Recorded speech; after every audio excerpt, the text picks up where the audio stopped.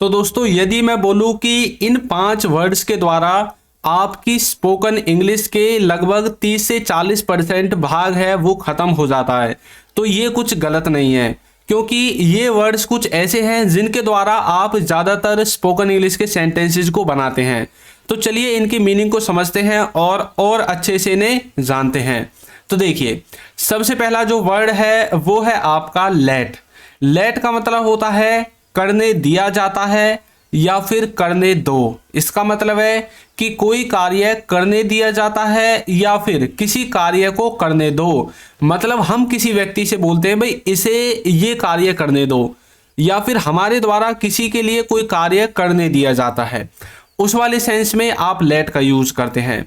इनका यूज हम करते हैं एक तरह से पॉजिटिव वर्ब के रूप में। देखिए, इसका जो स्ट्रक्चर है वो बिल्कुल सिंपल है, इसमें आपको घबराने की जरूरत नहीं है। आपको लंबा चौड़ा दिख रहा होगा। इसमें आपको क्या करना है, सबसे पहले सब्जेक्ट लगाना है। सब्जेक्ट हो सकता है आपका ही, सी, इट, यू, कोई भी व्यक्ति का नाम आपका सब्जेक्ट के अंदर आएगा।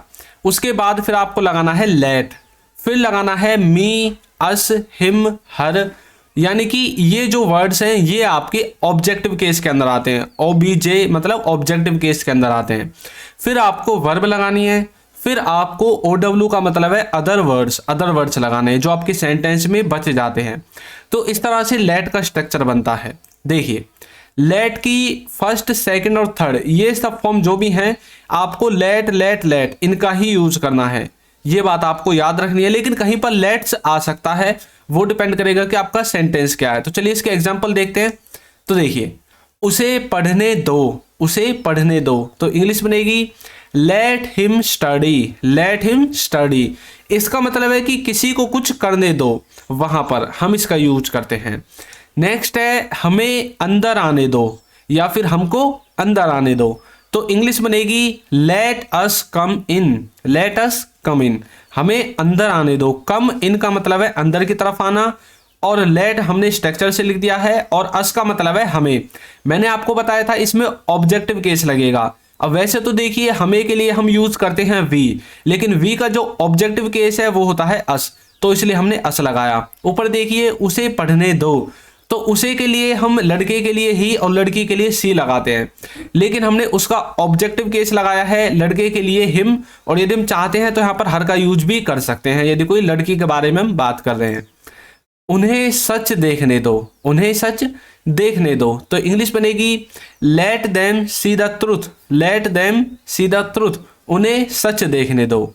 नेक्स्ट है हमको खरीदने दो, तो इंग्लिश बनेगी लेट अस बाय। तो ये जो लेट है जहां पर भी आपको दिखे तो इसके दो ही मीनिंग आपको निकलते हैं। देखिए, करने दिया जाता है या फिर करने दो, कोई काम करने दिया जाता है या फिर कुछ करने दो। नेक्स्ट देखते हैं मेक का मतलब होता है करवाया।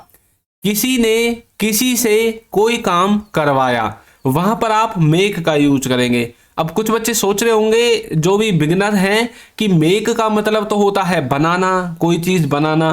तो देखिए, बनाना भी इसका मतलब होता है, वो एक वर्ब के रूप में यूज होगा। यहां पर जो मेक है ये पॉजिटिव वर्ब के रूप में यूज होगा, यानी कि आप किसी चीज के होने का कारण बने। अब जैसे यहाँ पर हम सेंटेंसेस पढ़ेंगे तो उनका मीनिंग यही निकलेगा कि किसी ने किसी से कुछ करवाया, यानी कि वो पर्सन उस चीज का कारण बना, कॉज बना उस कार्य को करने का। देखिए, इसके स्ट्रक्चर में सब्जेक्ट लिखना है सबसे पहले, फिर हेल्पिंग वर्ब लिखनी है, फिर मेक लिखना है, फिर ऑब्जेक्टिव केस हिम या हर, उसके बाद वर्ब की फर्स्ट फॉर्म और फिर ऑब्जेक्ट आएगा। लेकिन ये जो मेक है ये आपके सेंटेंस के अनुसार, टेंस के अनुसार चेंज होता रहेगा। कहीं पर मेक रहेगा, कहीं पर मेड बन जाएगा, कहीं पर मेकिंग, तो कहीं पर मेक्स के रूप में आपको दिखाई देगा। अब ये डिपेंड करेगा आपका सेंटेंस किस टेंस में है। तो ये जो मेक्स है ये यूज होगा थर्ड पर्सन सिंगुलर के साथ प्रेजेंट के इंडेफिनिट टेंस में, मेकिंग कंटिन्यूअस टेंस में यूज होगा, मेड पास्ट टेंस में यूज होगा, और मेक आपका फिर से प्रेजेंट टेंस में यूज होगा। इस तरह से आपको समझना है। तो चलिए एग्जांपल देखते हैं। उसने मुझे पढ़वाया, तो इंग्लिश बनेगी ही मेड मी स्टडी, मतलब मैं खुद पढ़ना नहीं चाह रहा था या फिर मैं खुद पढ़ना नहीं चाहता था, लेकिन उसने मुझको पढ़वाया, उसने मुझको पढ़वा दिया। मतलब मेरे पढ़वाने का कारण कौन बना? वह आदमी जिसने मुझको पढ़वाया। तो इसीलिए इनको हम पॉजिटिव वर्ब के रूप में भी यूज करते हैं। ही मेड मी स्टडी, मैं उसे समझाऊंगा। अब देखिए मैंने उसने मुझे पढ़वाया, ये है आपका पास्ट का, लेकिन मैं उसे समझाऊंगा ये है आपका फ्यूचर का सेंटेंस। तो कैसे बोलेंगे? I will make him understand.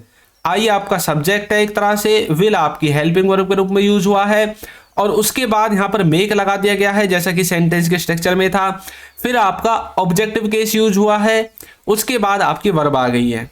देखिए मैंने उसे समझाया, मैं उसे समझाऊंगा फ्यूचर के लिए, और मैंने उसे समझाया ये है पास्ट के लिए। तो बोलेंगे I made him understand, I made him understand.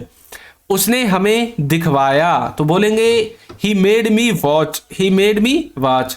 तो इस तरह से आप मेक का यूज कर सकते हैं, किसी ने कुछ करवाया किसी से, या फिर आपने किसी से कुछ करवाया। जैसे मैंने उसे नचवाया, मैंने उसे दिखवाया, मैंने उसे समझाया, मैंने उसे पढ़वाया, मैंने उसे सुनवाया।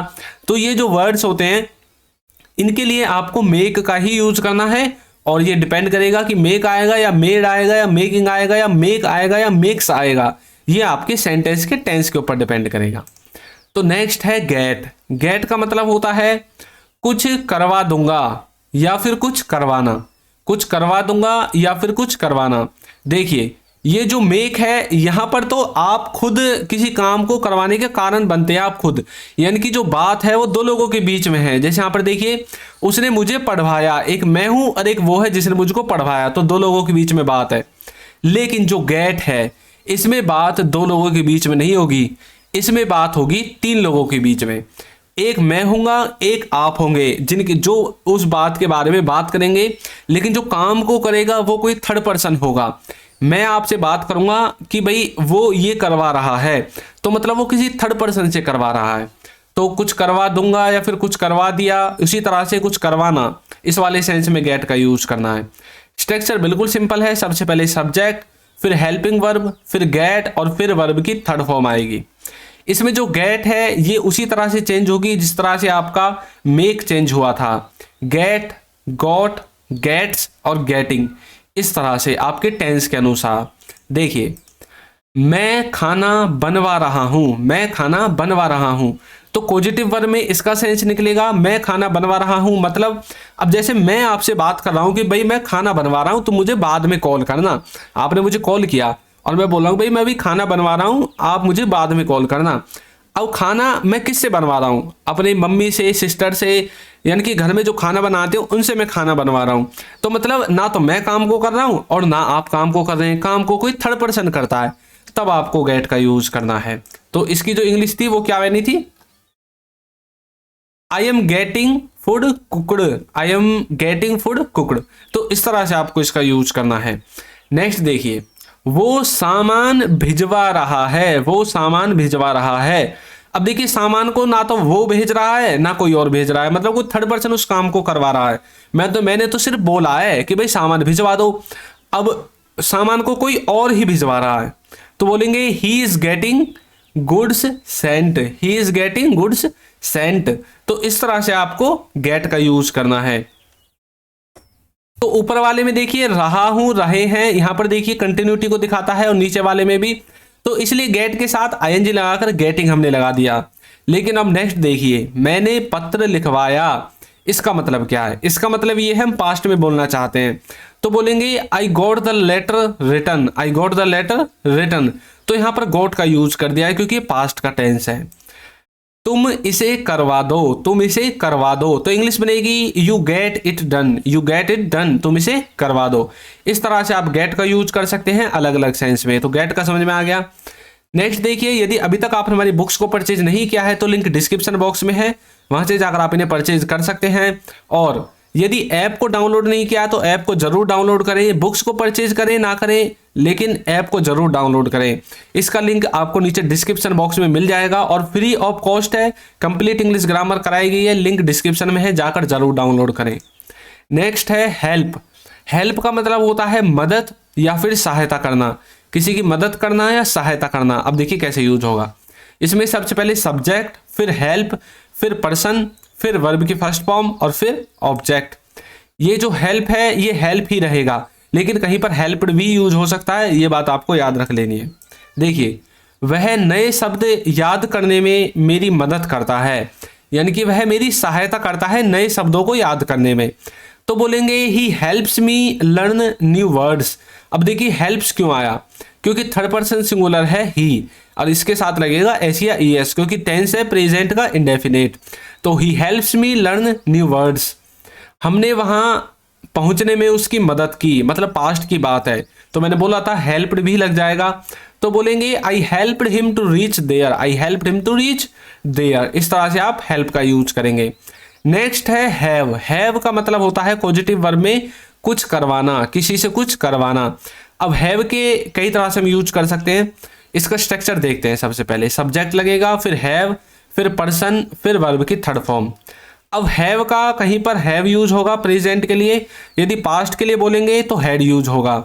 और हाँ, यदि आप चाहते हैं हैव यूज नहीं करना तो आप इसके स्थान पर गेट और गॉट इनका यूज कर सकते हैं। प्रेजेंट में गेट, पास्ट के लिए गॉट, कहीं पर हैव यूज कीजिए या गॉट यूज कीजिए, ये दोनों एक जैसा ही काम करते हैं यदि आप इनको पॉजिटिव वर्ब की तरह यूज कर रहे हैं। देखिए, मैंने अपने बाल कटवाए, तो अब मैं बोलूंगा पास्ट के लिए, क्योंकि पास्ट में कटवा दिए। अब पास्ट में मैं हैव का यूज नहीं कर सकता, क्योंकि हैव को हमने पढ़ा है प्रेजेंट टेंस में। तो इसमें पास्ट में बनाने के लिए मैं हैड का यूज करूंगा। I had my hair cut, I had my hair cut.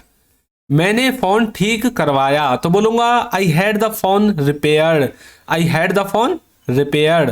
तो इस तरह से आप हैव का यूज कर सकते हैं।